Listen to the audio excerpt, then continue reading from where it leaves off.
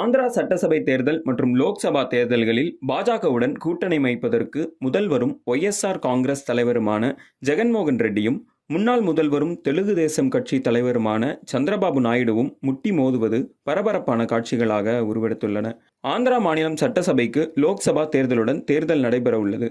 ஆளும் ஒய்எஸ்ஆர் காங்கிரஸ் கட்சியின் தலைவரான முதல்வர் ஜெகன்மோகன் ரெட்டி ஏற்கனவே வேட்பாளர் பட்டியலை வெளியிட்டு வருகிறார்.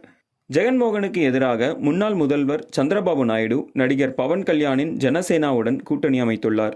ஜனசேனாவோ பாஜகவுடன் கூட்டணி அமைத்துள்ளது. இந்த நிலையில் சட்டசபை, லோக்சபா தேர்தல்களில் பாஜகவுடன் கூட்டணி அமைக்கப் போவது ஒய்எஸ்ஆர் காங்கிரஸா, தெலுங்கு தேசம் கட்சியா என்பதுதான் ஆந்திராவின் தற்போதைய விவாதம். இந்த மாதத்தின் தொடக்கத்தில் திடீரென டெல்லி சென்றார் சந்திரபாபு நாயுடு. டெல்லியில் அமித்ஷா மற்றும் பாஜக மூத்த தலைவர்களை சந்தித்துள்ளார். உடனே பாஜக தலைமையிலான தேசிய ஜனநாயக கூட்டணியில் தெலுங்கு தேசம் இணைய உள்ளதாக தகவல் வெளியானது. ஆனால் அந்த சந்திப்புக்கு மறுநாளே டெல்லி சென்றார் முதல்வர் ஜெகன்மோகன் ரெட்டி. ஏற்கனவே மத்திய பாஜக அரசுக்கு நாடாளுமன்றத்தில் பல வகைகளிலும் ஆதரவு தருகிறார். எதிர்க்கட்சிகளின் இந்தியா கூட்டணியின் பக்கமே தலை வைத்து படுக்காதவர் ஜெகன்மோகன் ரெட்டி.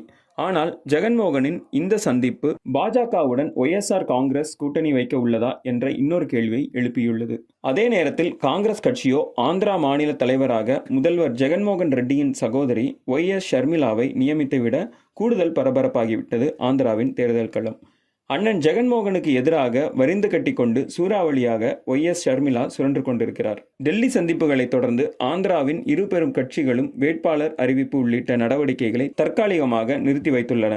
டெல்லியின் முடிவு அடிப்படையில் அடுத்த கட்ட நடவடிக்கை தொடங்கும் என்று தகவல் வெளியாகியுள்ளது.